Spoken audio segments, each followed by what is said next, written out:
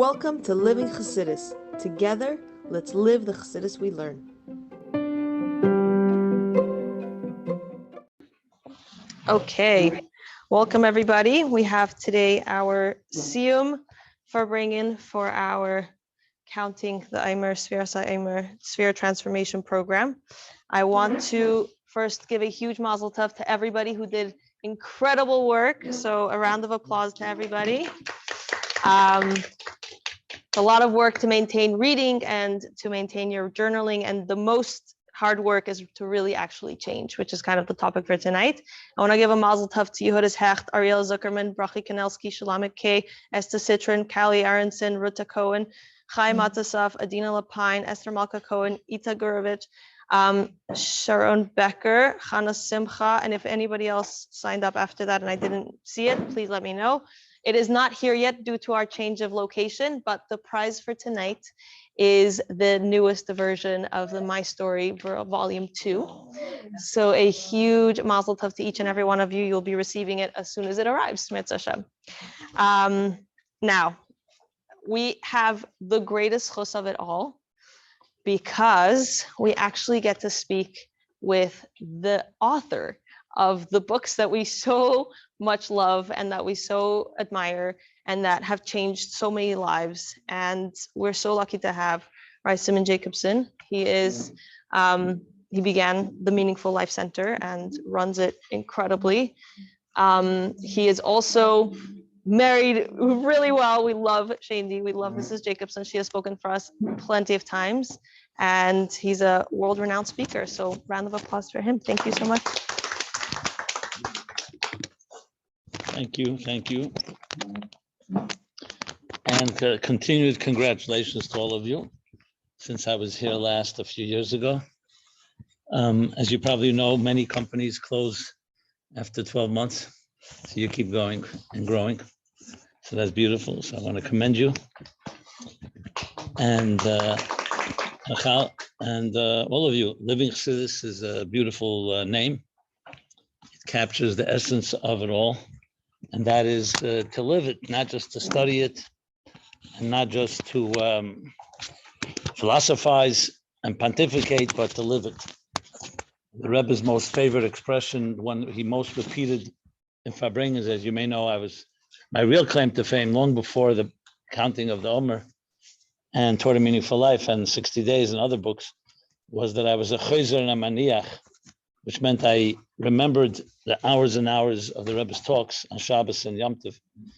And also, maniach means committed it to paper and wrote it down and published it.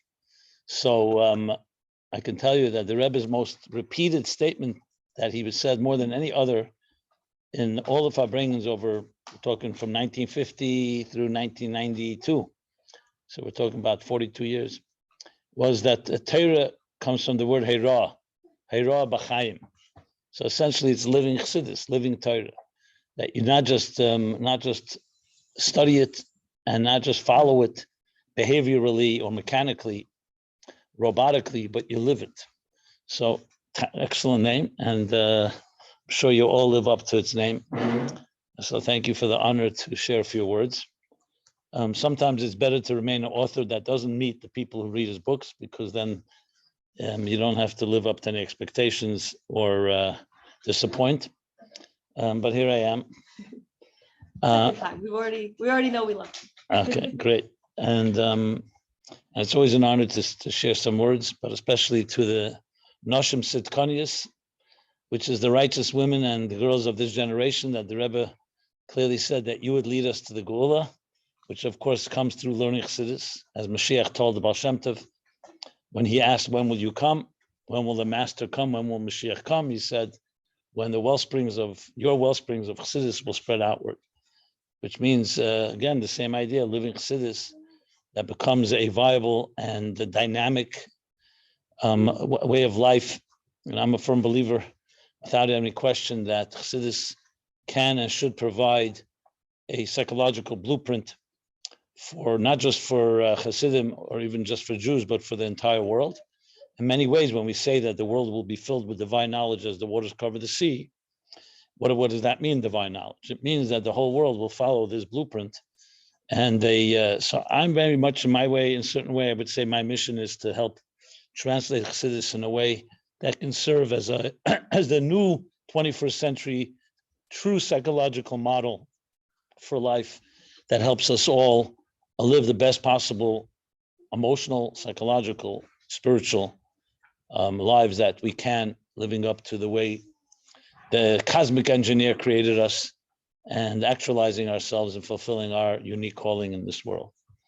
So, I just forgot what to do to the people to just announce the bottom.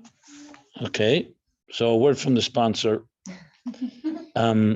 Sponsored by Ruta. This program is sponsored by Ruta Cohen, right? L'ilui Nishmas, a great grandmother, Rivka Bas Dovid on her yartzeit, and the Zchus of everyone finding their zivug right now. Amen. Okay, great. Thank you so much. Okay. That was not part of my script, by the way. I apologize. No, that's fine. It's fine. I'm not going by script, as you notice. I'm just winging. So with that said, just as a short introduction, let me share a few words, especially about where we are now. We just finished Shavuos, was just on Sunday and Monday. Here outside of Eretz Yisrael, in Israel, it was only Sunday. And as we all know, that the 49 days between Pesach and Shavuos were marked by counting of the Omer, which essentially is a time of personal refinement. The Jews, 3,334 years ago, when they left Egypt, and we know Egypt represents all limitations and all constraints and all psychological fears or inhibitions or insecurities and everything that all the fill in the blanks. So leaving Egypt and marching towards Sinai, toward Mount Torah, was marked by the Jews then by counting, and we count every year. That really represents more than just a number, but also counting also in Hebrew, the word Sfira means to count, but it also means to tell a story, sipur. And it also means to illuminate, from the word sapir, like a sapphire stone. So all that is captured in the counting, that it's actually a narrative, the narrative of our lives. So we go through the 7 times 7 emotional attributes, from chesed through malchus, or in simple English, love, discipline, compassion, tenacity, humility, bonding, and dignity. And each one, there's the 7 times 7, 49. And then we come to the climax, to the apex, which is Matan Torah, the 50th day. And here we are now, literally in the shadow. I don't know if the word shadow is the right word, but at least we are in the after effect of Shavuos. And the question is, how do we internalize and integrate it? You know, it's one thing to be inspired. Maintenance contracts are always more expensive. You know, it's easy to inspire someone. It's much harder to maintain it. So I think you titled it, Did I Really Change? You know, this is meant to be a process of internal change, of improving ourselves. When you look at your internal behaviors, you know, some of us are very good at chesed. We love well, but we don't know how to discipline our love. We don't know how to do it with discretion or with balance. And the same thing with others, compassion. Some people are very ambitious and driven and determined, like Netzach, but they may be lacking yielding and flexibility that Hoid presents. And when you really look at that, the truth is, just the awareness of that alone should make us better people. But as we all know, not everything lasts. So I want to talk about that, how you can make it last, and how we can internalize and integrate anything we have experienced in our lives in a way that we can maintain it and perpetuate it, and to become a permanent part of our beings. And of course, this isn't just for us, it's also for our children, for our family members, for friends. And it's the hardest thing is to maintain it. As we all know, New Year resolutions are made. You say you're going to lose weight. How long does that usually last? Or other the resolutions we make that don't last very long. So let me maybe begin with a nice anecdote from the Frierdiker Rebbe. The Frierdiker Rebbe came to America in 1940 literally from Nazi Europe, from maybe the last plane out of Sweden, on the clutches of the Nazis, Yimach Shemam. So when the Frierdiker Rebbe came to America, America is a very different country than Europe and Russia. So one of the Chassidim, I think it was an American Chassid, who said to the Frierdiker Rebbe, he said, you know, you deal with Russian Jews, they're very like thick and thick-skinned, and they're very difficult to impact. They're set in their ways. So if you know any Russians, and I'm a child of 2 Russian parents, so if you know any Russians, there's a certain truth to that they're very stuck in their ways and so on. Not to suggest Americans aren't, but at least that was his impression. So he tells the Frierdiker Rebbe, he was like, I don't know, criticizing or at least analyzing the Russian mentality. So the Frierdiker Rebbe said to him that the difference between Russian Jews, the Russian Chassidim basically, and American Chassidim is like the difference between logs and straw. That straw is easy to ignite and light, but it also burns out quickly. Logs may take long till you get it burning, but once it starts burning, it lasts. So when you have a fireplace and you want to light a beautiful fire, you really need both. On one hand, to get the fire going, you need either straw or paper or twigs. It's very hard to just get a log burning immediately. So you have to get it lit up. But then if you want it to last, the twigs and the paper or the fuel that you just get the fire going, it's not going to be enough. And that's how he explained the difference between American and Russian Jews. I don't know if it's still applicable or not, but bottom line is, I think it captures, in essence, one of our great challenges. Like I said before, it's one thing to get inspired, which means to get ignited. So if you have an inspirational speaker, or you read a good book, or something happens in your life that's very awe-evoking, like the birth of a child, or other miracles that happen to us. So for that moment, we get very excited. But as time passes, we all know, time has its effect and things become more routine. And we usually gravitate back to our natural habits. Like sometimes like even like a broken record. It goes back to the natural routines and natural habits and that we are accustomed to. So it's one thing to get things in, like I said, the straw or the twigs that I mentioned in order to get it lit up. The question is, how do you get the logs burning? That you fundamentally become a different type of person and it's lasting and even permanent. So that is the great challenge. So as I mentioned before, if we look to the Torah, especially through the lens of Chassidus, you have a blueprint. This was not only our challenge. This was a challenge that exists from the time of the beginning of creation. Look, Adam and Chava were created, and I'm sure it was a euphoric moment when they came to this world, and they were placed in Gan Eden. But it didn't last very long. You know, it's a little while past, not that many hours, and they were tempted by the serpent, the tree of knowledge, and they messed up, to put it mildly.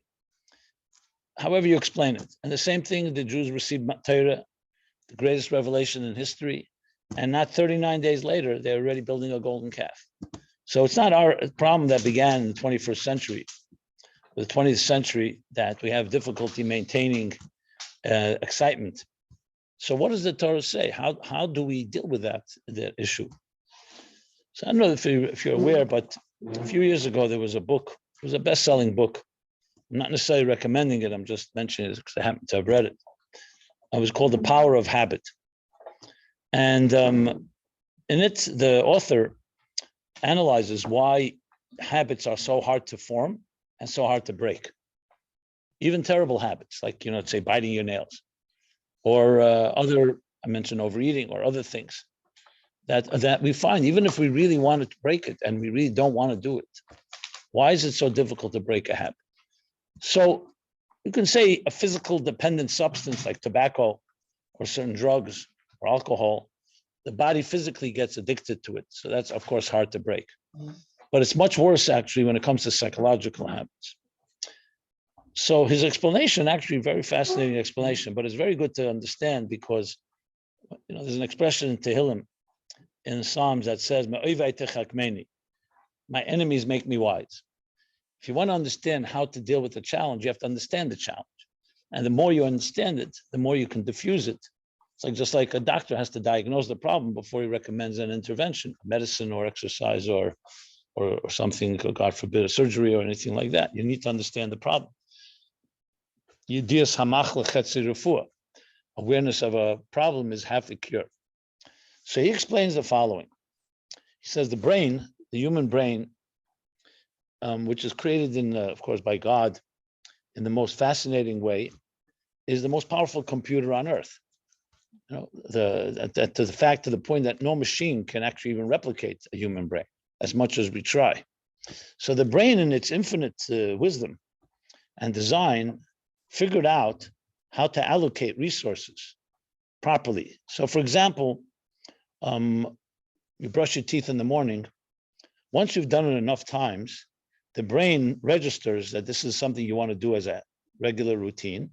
So the brain says, I don't need to concentrate and put so much brain power every time you brush your teeth. I'll reserve that power for concentrating and focusing on more important matters. That's why very many things we do, we sometimes think in the morning, did I brush my teeth? Did I not? Because we're not even conscious of it. It becomes so much like what's called today an algorithm or a macro. It's like a series of programs that the brain puts into motion. And when you wake up in the morning, you just go through these routines. And it's actually the brain's brilliant way of it. Like I said, you don't have to give it so much thought. And that way the brain can reserve its real power when you want to concentrate on something new, or you need to analyze something, or you need to evaluate. It's like anything. Things that you could put into automatic pilot, might as well do automatically. There's no reason for us to have to concentrate on each of these things. So it's actually the creation of a habit is actually the brain's way of being efficient. That you just, when you press this button, automatically it triggers a series of steps, and that's that. The problem is the downside of it is when you want to break a habit, it's also equally difficult because the brain you can't just tell the brain, hey, get rid of this algorithm or get rid of this macro, because the brain is already registered and has become, as they say, an expression, the way neurons are fired, that's how they get wired. Once the neurons in your brain have fired enough times, it becomes wired that way. That's why habits are so hard to break. It's like what we can have the expression teva sheni, that sometimes when you hergel nasa teva, that when you do something enough times, it becomes like your second nature or even your first nature. That's why psychologically, it's often difficult to distinguish between nurture and nature. Things that we're born with genetically and things that we develop in early years of our impressionable years that we pick up from parents or from family members. Because they become so embedded in our system, it's hard to even distinguish what is natural to us and what was so-called acquired. So that's why it's so difficult to break a habit. So that explains why we can make a decision. You can be completely inspired by, let's say, Sfira or other changes you want to make in your life or improvements. And yet a few days later, or even a few hours later, you're not going to maintain it because you go back to your routine. The brain just takes you back to that routine. So what's the solution to that? So the solution is that you have to create new habits. You can't just fight a habit. You have to create new routines. And that's perhaps the reason why in Torah and Yiddishkeit you find that's not just we have a Yom Kippur and a Simchas Torah and a Pesach and a Shavuos and a Sukkot. Those are special days. Most of the year are regular weekdays. So how do you maintain those inspirations from those special days? Is you infuse your regular routine filled with Kedusha. That's why every day we daven, every day we learn, every day we do a mitzvah. Everyone according to their level. But it's not just, you see the expression, kvias itim l'Torah, for example. Asay Torashcha kva. The emphasis is on the word kva. Kvias means that it's consistent. In other words, 5 minutes a day is more powerful than 5 hours once a week. Because 5 hours once a week is like cramming. You 5 hours is a lot more. 5 minutes a day times, say, 7 days is 35 minutes. And yet 5 hours, it seems like a lot more, but it's not part of your daily routine. So the focus is the daily routine, because when you can infuse the routine with change, that's how change is maintained. And there's no tricks, there's no magic trick. If you don't do it that way, your regular habits will always be more powerful than anything new and inspiring that comes your way. So it's the nature of the beast. So the only solution is to create good habits. So, dealing with this issue, I deal with it a lot because people, you can imagine, let's say, even the Omer book. So I literally get thousands of emails and thousands of responses. And this is one of the big questions people ask.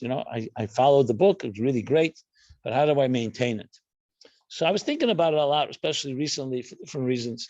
And I'm always looking for methods, so to speak, and methods that are based on Torah. Now we don't have to create our own, but it has to be translated to the language of our time. So I was thinking about it because one of the ways that one of the things that Chassidus teaches us, you may have heard the expression, from my flesh I behold God. If you want to understand how to take care of your soul, look at how you take care of your body. Just as a body needs what? Food, drink, rest, exercise, hygiene, and so on. A healthy body needs all of that. So the soul also equally needs its nourishment. However, it's not physical nourishment. And we can literally follow the guidelines of how we nourish and nurture our bodies. So how do we? As I just said, you make sure you eat a good diet, good amount of rest, and all the other things that makes a body healthy. So the soul also needs nourishment. So just like a body needs vitamins, minerals, nutrients, the soul also has minerals, vitamins, and nutrients. The mere fact that on the Sfira we go through the 7 emotions, those are 7 faculties of your soul. They're not physical faculties. They're not limbs and organs of your body. They're your emotional personality that you have. So how do you feed it? So when a person, let's say, does chesed, does something loving, it's not just a nice thing that you're helping another person. You're actually exercising the muscles called chesed within your soul. And the same thing with gvura, and the same thing with teferes, and the same thing with all 7 of them. So the soul also has nutrients and so on. Another thing you see, especially today, you have what they call gyms. You have a gym where people go to exercise their bodies. And a gym or a spa or the other different names, or a retreat, or wellness centers or health centers. I mean, all the different names that are out there. So here's what I was thinking. If a body gets nurtured and gets soothed and gets relaxed in a spa, for instance, whether it's the different exercise machines or going swimming or going into a schwitz or whatever it may be, that soothes your body. So why shouldn't we also establish, perhaps for the soul, a soul gym? So I actually shared this with my office. I sent a little memo around, so we can call it a soul gym. So just like the body needs its muscles flexed and exercised, the soul also has its muscles that needs to be flexed and exercised. And then I thought about this, that I was reading something about a spa, and I realized the word spa, S-P-A, is 3 letters, and it's actually an acronym for study, prayer, action. Now, anyone that learns Pirkei Avos, and it's pretty common, everyone knows this,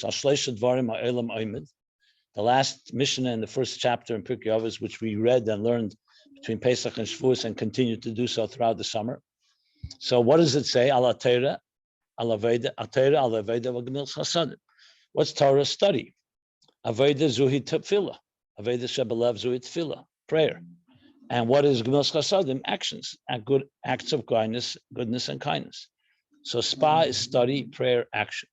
In psychological terms, you can say it's cognitive, emotional, and behavioral conditioning.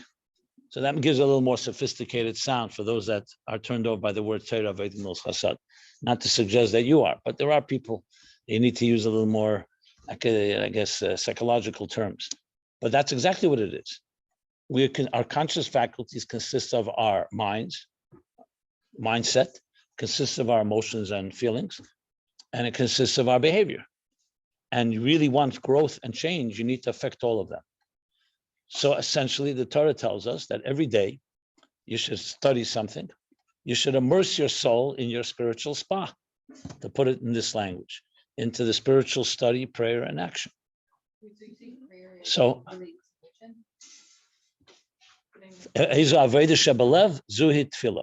that's a Gemara.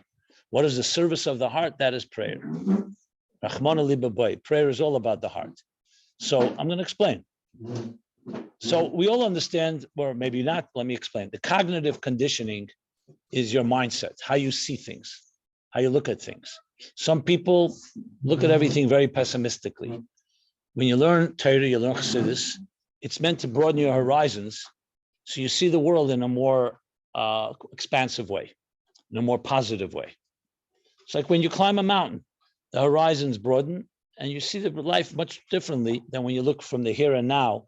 Here and now, life can sometimes seem a little overbearing or difficult. So when a person learns Torah, the Mishnah says, "Ein lecha ben chayrin el misha esek b'Torah." There's no one that's free except someone that studies Torah. The Rebbe once said in the Farbrengen, it doesn't say that everyone who studies Torah is free. That's why you see a lot of people who study Torah and they're very not free. They're very enslaved by their own habits or their own taivas, their own desires, and so on.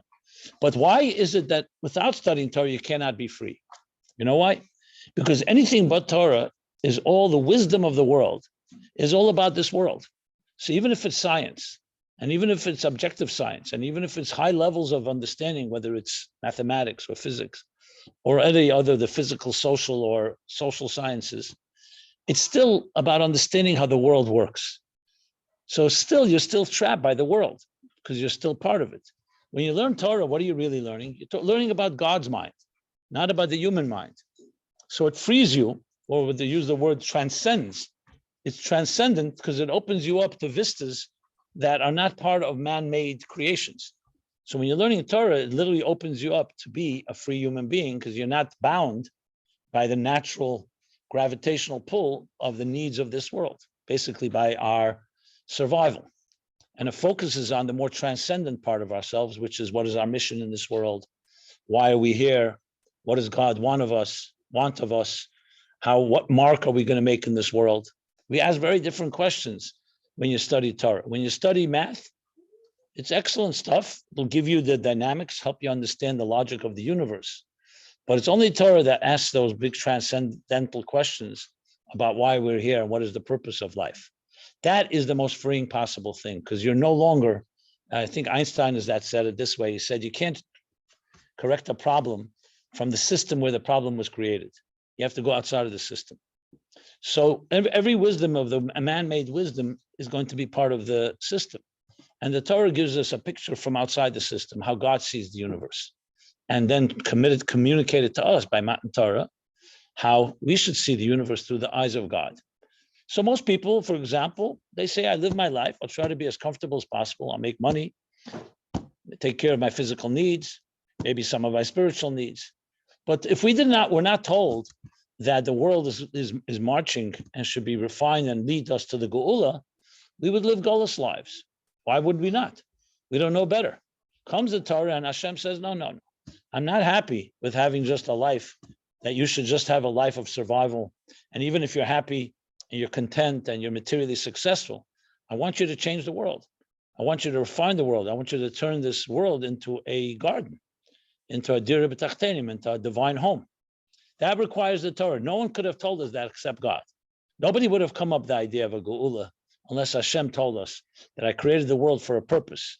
And the purpose isn't just to survive and make it, but the purpose is to transform your life and to transform all of existence and to build from the material world a spiritual environment, a mishkan, basically, a temple, sanctuary. In other words, the concept of sanctifying your life is much more than the concept of being a good person. Sanctity, you're introducing godliness into this world, not just that we'll be good people. So the Torah, which is essentially the cognitive conditioning, essentially does that. So whether you learn 1 minute a day or 5 minutes a day, but every day, what you're doing is you're feeding your mind in a way that allows it to experience something greater than the usual day-to-day grind of survival and everything that we go through in our lives. That is Torah. The second step is emotional conditioning. We all know that you can have a lot of intellectual intelligence, but you're not have emotional intelligence. Many women talk about their husbands in that fashion. Whether they're right or not is another story, but in many cases, many times they are right. What's emotional intelligence? Emotional intelligence is not just being book smart, where you know the facts and the data. You know that famous joke where they talk about whether a computer is female or male. So the argument that it's male is that as they say, that just like a computer, a man is filled with data, but is clueless. That's what some people say. So it'd be like a computer, it's filled with a lot of information. Emotional intelligence includes empathy, sensitivity, and above all, the application of wisdom. So though the Torah is critical because it leads us and carries us and lifts us up, like I said, to a freer place to see broader horizons, but at the end of the day, our lives are lived out in the world of emotions, relationships, So the mind on its own does not have a relationship. It's where the heart plays itself out. So Hashem gave us a second pillar. Like I said, the world stands on three pillars. The first is Torah, which we discussed, the cognitive. The second is Avodah. And as I said, the Gemara says, Ezu Avodah Shebelev Zu Tefillah. What is service of the heart? How do you build emotional intelligence? How do you build emotional sensitivity? That's what tefillah is. Tefillah is not study. When you open up a siddur and you daven, you say Shema or Moeda'ani, you're not focusing on the understanding of the Pirush HaMilos, even though you want to understand the words, but it's not study. You're not studying prayer. You're emoting.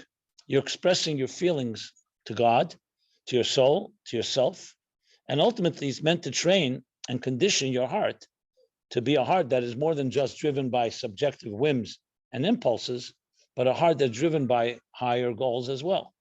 So it's the mind, the mind that's why we learn before we daven. The mind leads you to a place, and that's the second step, is actually to condition and to train your heart.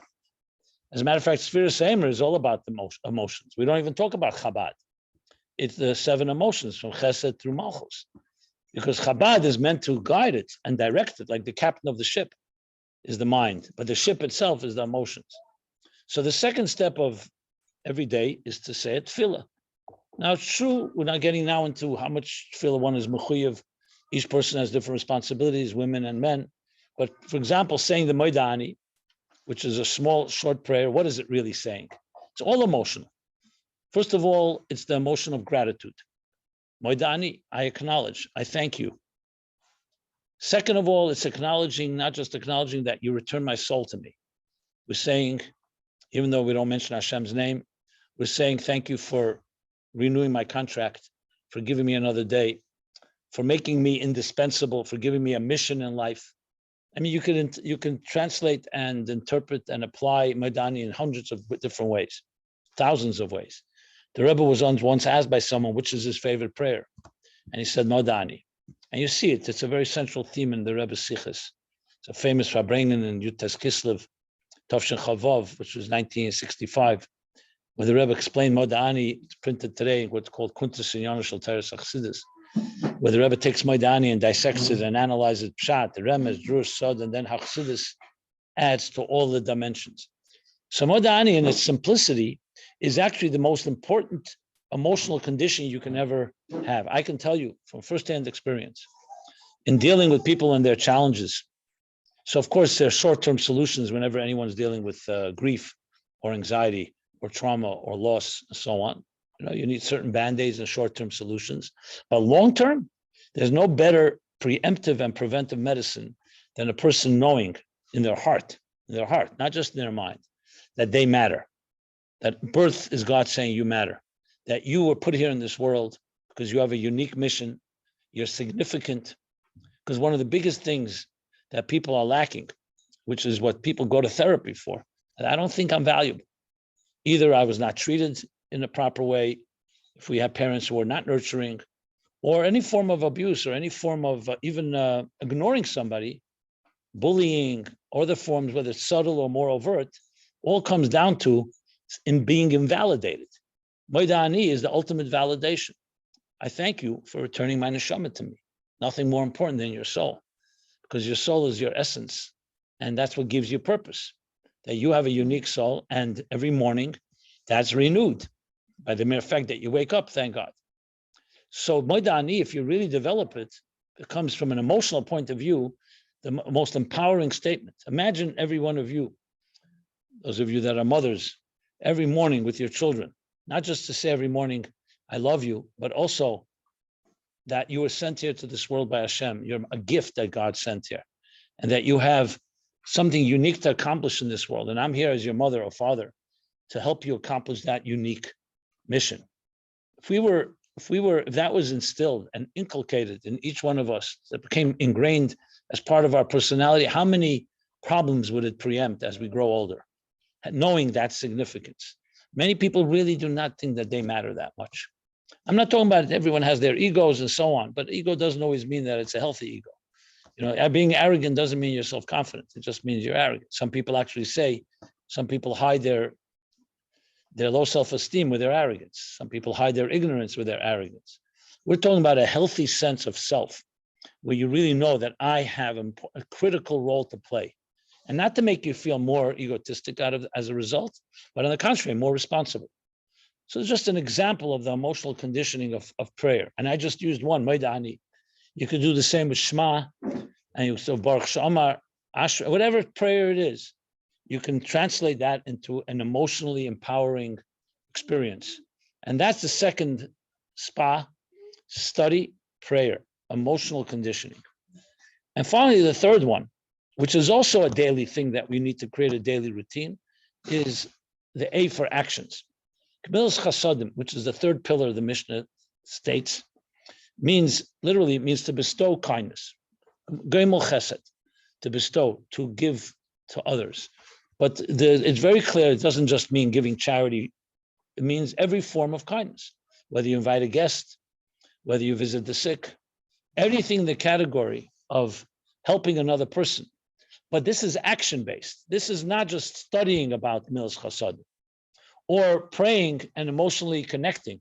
It's acting on it.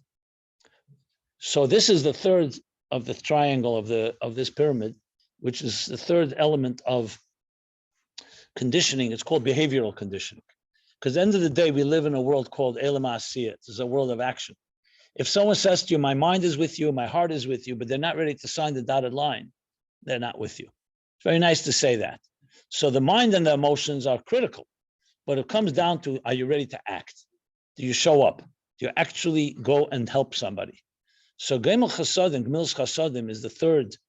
And if you look in the Jewish system, Torah system, we're expected each day to do a mitzvah, to give tzedakah. It could be monetary tzedakah, say a kind word to somebody, help someone in need, an inspiring message. It can be in person, it could be through technology, whatever it may be.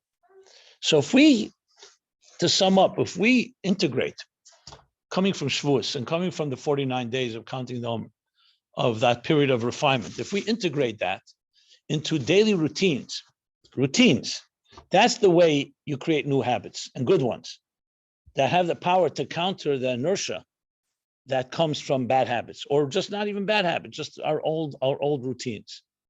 That's how you maintain. But you have to know that it has to become something routine.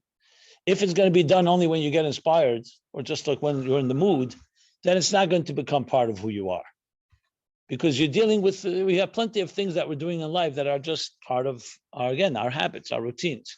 So the critical thing is to actually make that achlot, to make that decision, resolution, that every day I'm going to do those three things. Now, I'm sure all of you do it already, but maybe you're not even paying attention. Maybe that alone became like just a automatic thing you do.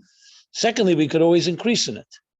And thirdly, finally, really appreciating this concept is that the things that we consider to be like so ho-hum and regular are actually tremendous tools that Hashem gave us through Torah that allow us to immerse our souls into its spiritual spa, study, prayer, action, into a cognitive, emotional, and behavioral system of conditioning that changes us. Doesn't necessarily happen overnight, but like anything good in life, anything that's built overnight usually dies overnight. Anything that takes time will last and become more permanent part of us. So even though it may sound simple what I'm saying, you'll see the difficulty is actually to implement, because tomorrow morning comes and then your children need to go to school or something else is happening and our regular routines are going to take over. So it's going to take a deliberate effort. At least they say to build a new habit takes at least 18 times to repeat it, or 18. I don't know if that's an accurate number or not. I do know in marketing, if they want to get your attention, you're going to get the same email 18 times. Because then they say, yeah, you start suddenly, like many times, you just ignore it, you throw it out, spam. And then at the 18th time or around then, people start saying, oh, you know what? It starts, the marketers usually win. That's how it goes. The house usually wins. So the point is that in a positive sense as well, it takes time. It's not going to happen overnight. That's going to be the difficulty. It's like any new routine. It's going to take time till you get it done.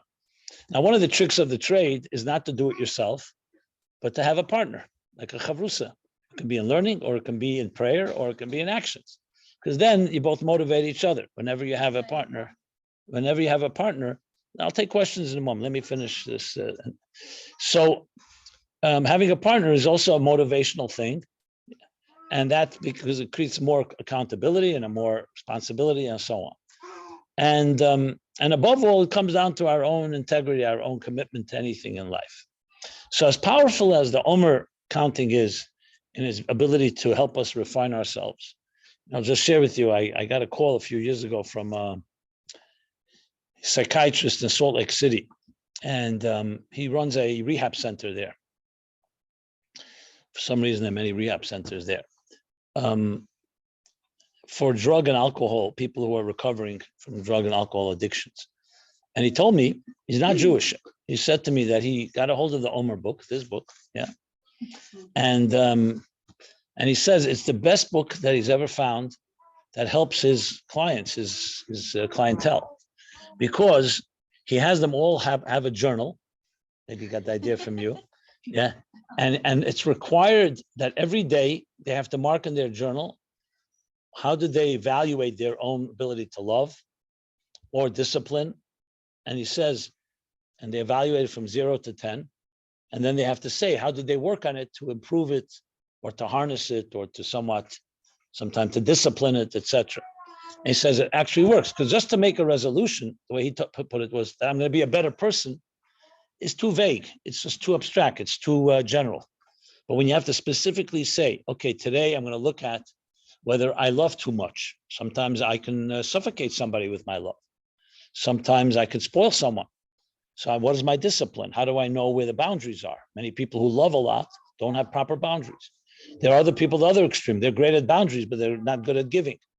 They're always good at judging and disciplining, but they're lacking the love that's required. And he told me it really works. And so it was just interesting. And he said to me, I hope you realize that I don't use it only 49 days a year. I use it all year round. So I said, by all means, they weren't making a blessing anyway. So, because the point is, it is a universal system. By us, we focus on the 49 days, but it doesn't mean that you can't refine your chesed, bura, teferes, netzach, yesod, malchus the day after Shavuos. It just means you don't do it with a bracha, and you don't maybe have the power of Sfiras Emer. Just like the lessons of Shavuos are all year round, even though we don't necessarily eat cheeseblintzes and cheesecake on, or some people do, but you get the idea. So the point being is that we have a tremendous system called the Torah that's been here with us thousands and thousands of years. It's not an accident that Jewish people are here too, because we had the methods. And for many years it was known. Today it's been lost to many, even for people growing up in very frum and observant communities. They know the behavioral part of it. They know the technical, the mechanical. They know, they can tell you every little diuk, and they can correct the reading. The person who's reading the Torah, every word is corrected. But if you ask them what's the lesson in life from that very verse you just corrected, they won't have a clue. So that's what Chassidus contributes. It brings the neshama, reveals the neshama of Torah.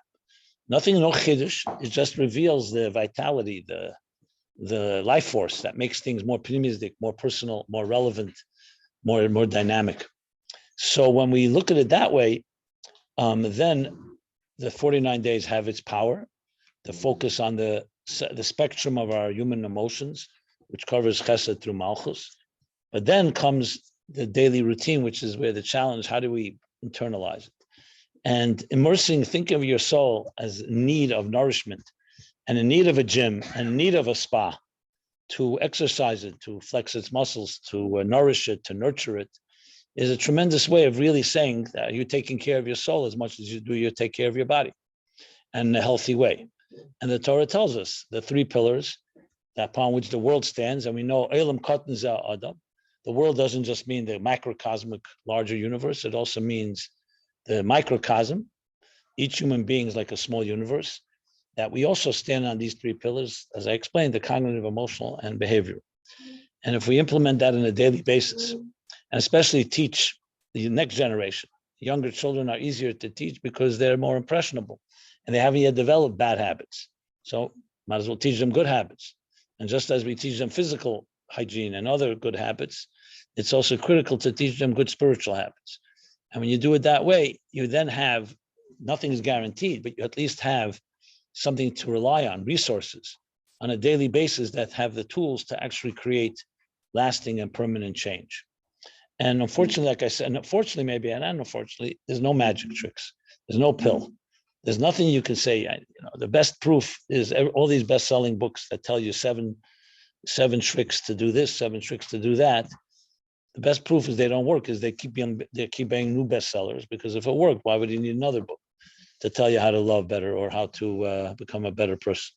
So I'm not saying they're all waste of time, and many of them have very good thoughts and ideas, but nothing compares to the Torah's method of a daily routine where you introduce into your life these positive habits that become part of your activities and your daily activities and your schedule.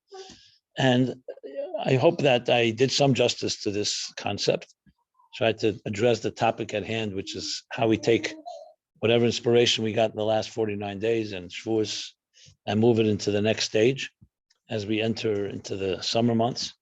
So I want to conclude, maybe we'll take some questions. I'm not sure how you want to schedule it here, but I will say, give everybody a bracha here, a bracha, a blessing that first of all should see a lot of nachas from yourself. And we always say both success materially and spiritually. So first of all in good health and many healthy years, yourself and your families, and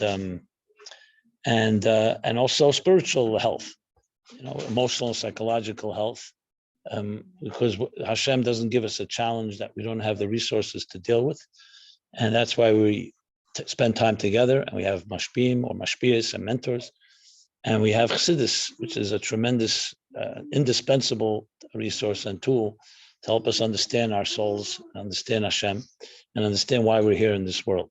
So it should all be b'bonei chaim zenu revicha. Those that need blessings for nachas from your children, you should have that, or blessings for children in general, or blessing for a shidduch. I don't know, is this exclusively married or there's the singles? Mostly singles. Oh, okay. So in the right time, you should find your soulmates with the least amount of aggravation, I should add. Okay, yeah, I knew that would evoke some laughter. But bottom line is to find your right neshama, your soulmate. But like finding a soulmate also means you have to find your own soul first as well. I'm not saying it's conditional on that, but it would be helpful, because then you're thinking like a soul should think, and it should all be, again, all in good health and in brachas, and we should be zeich above all to, like we say in the Sfira in the prayer Yehi Ratzon, that we should cleanse and refine and spiritualize the entire world until we have the Gula Amitis Vashlema, when it'll be Ruach Atuma, Avim Min Ha'aretz, that all toxins and all pollutants and all corruption will be erased from this earth, and it'll be Mala Aretz Deis Hashem, a world filled with divine knowledge, as Kamayim Layam Achasim, like the waters that cover the sea. It should all be Bekarav. Mamish, led by the Nashim Tzidkanias and Bonis Tzidkanias, the women and girls of this generation, lead the way, and we men will follow. Thank you. Okay, so thank you very much, and I'll be happy to take a few questions if this format allows it. Is that good? Sure. So I thank you. Anybody have any questions? Yeah, go ahead. You have one. So I don't know if this is about Sfira specifically. It might go off on a little bit of tangent on something else that you said. The concept of Hashem doesn't give a person any sign that they can't withstand. I always had a problem with that, because I know some people that went through some really hard things, myself included, and I don't think they're coping so well, or I feel like they had some kind of breakdown, or they're never going to be the same. Let's say someone who's dealing with the loss of a loved one, or any kind of trauma or abuse or whatever. So what does that mean, that Hashem doesn't give someone a challenge that they can't overcome? I'll just use a very, very physical and simple example. I don't know if any of you play tennis or any other sports, or if you play music for that matter. When you have a good coach or a teacher, and they're training you, and they keep pushing you to be excellent, and you say, I can't do more than I am doing. But they keep pushing you to the point they actually can be annoying. I don't know if you've ever had a person like that. If you think about it, are they doing this out of to torture you, or they're doing it because they believe in you? The Torah is saying the following, that you have many more resources than you'll ever know. It's actually a vote of confidence. It's saying that you have so many resources. So even though you may be having difficulty coping, there's still more about you that you can access. So it's not about, we know many people suffer greatly, and there are many people that give up. And I'm not judging anyone. Everybody is in their situation. Some people are overwhelmed. But there are people who came out of the Holocaust. Some fell apart completely. And others who suffered equally rose to the occasion. Doesn't mean they suffered less. Doesn't mean they were less pain. But for some reason, they were able to dig deeper. So everybody wants to know when two people literally from the same family, and one person falls apart, the other person becomes greater and grows through it. What's the difference between them? They suffer the same. They have the same genes. So this is not a judgment, because everyone who suffers that's between them and God. We have no right to judge someone who says, I don't have many more strength after they've suffered. That's not my point. My point is the Torah is saying that God is telling us that I've given you resources much more than you'll ever expect or imagine. And yes, I will push you to get to that point. And it's no different than a music teacher or even greater than a sports coach that's pushing an athlete and saying, you can do a lot more. You can run 20 miles a marathon. I'm telling you, you can run 30 miles. Now, we have to understand that it's coming from love and not from just to aggravate us. That's the response. So I would say that even if you see someone who's challenged in coping with something, they're entitled because they are suffering, but we still believe that they can do more. And that's something that really we have to internalize. So it's not like I'm going to tell you you need to do more. You should tell yourself that. And when we expect that from someone, that alone can help us rise to the occasion and become better. But we're not looking for perfection. We're looking to be as best as we can be. That would be my response. Thank you very much. So I don't want to invalidate the effort, and I don't want to ever tell somebody, you know what, why are you not coping? I would never say that, because again, I'm not in that person's shoes. I don't know how I would be if I was suffering like that. But still, there has to be a way. The Rebbe would tell people, you can do more. He wasn't saying you're a bad person, you haven't done enough. He's saying, I believe in you, and you have that capacity. You see that time and again. And I, when you think about it, it's actually coming from a very loving and empowering place. Okay. Anyone else? Yeah. So it's more on the top of my issues and more on the topic of emotion. First what you're saying, like you said for davening, I can understand that. And really it's more of more like a general question. Like for me personally, I'm like, I tend to be very open. I'm open with my emotions, and I never like, I'm always like not sure which direction to like take the emotion, like anger or sadness or whatever.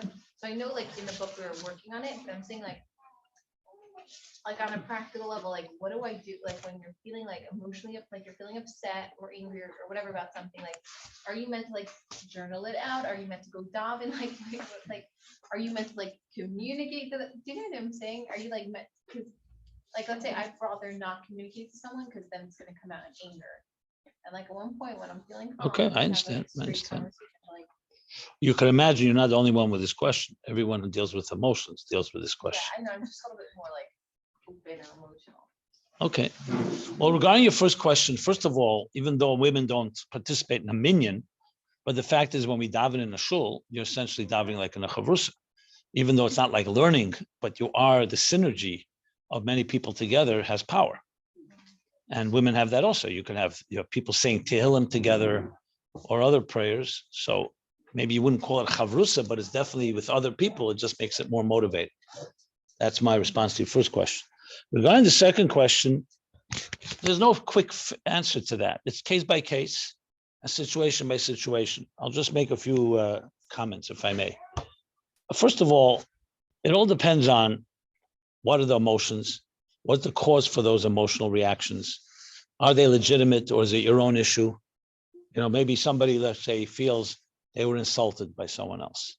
Then when they really look into it, they were never really insulted. It was in their own head. Or they're so insecure, they think everybody's insulting them all the time.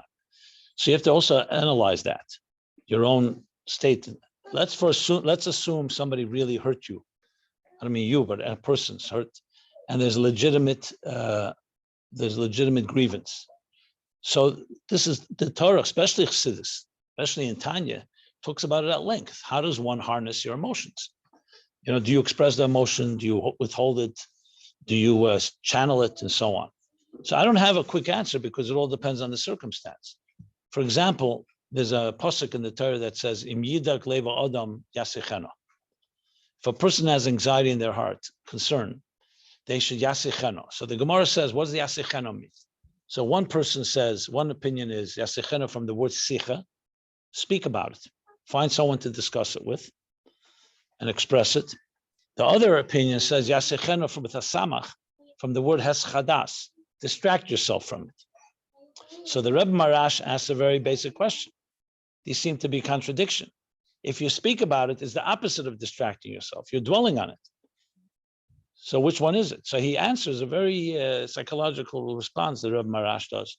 He says that when you speak about it, you release it. So instead of it consuming you and eating you up alive, you freed yourself and now you can distract yourself from it, which essentially is the concept of a good mashpia. It's important to have someone you can express yourself. The mashpia may help you, first of all, diffuse your feelings and maybe even redirect them or reframe the situation. Most important, you've allowed yourself to vent.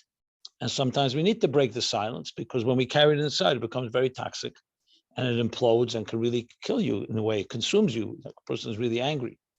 So again, it's case by case, but having someone to speak to is a vital thing. And very often that speaking itself will free you from it. Now, there may be situations that requires more speaking, more therapy or more conversation. And there's situations the opposite, where it's not such a big thing and you're just over exaggerating or overdoing it. But these are all questions that can only be answered case by case. So emotions are something that are part of life.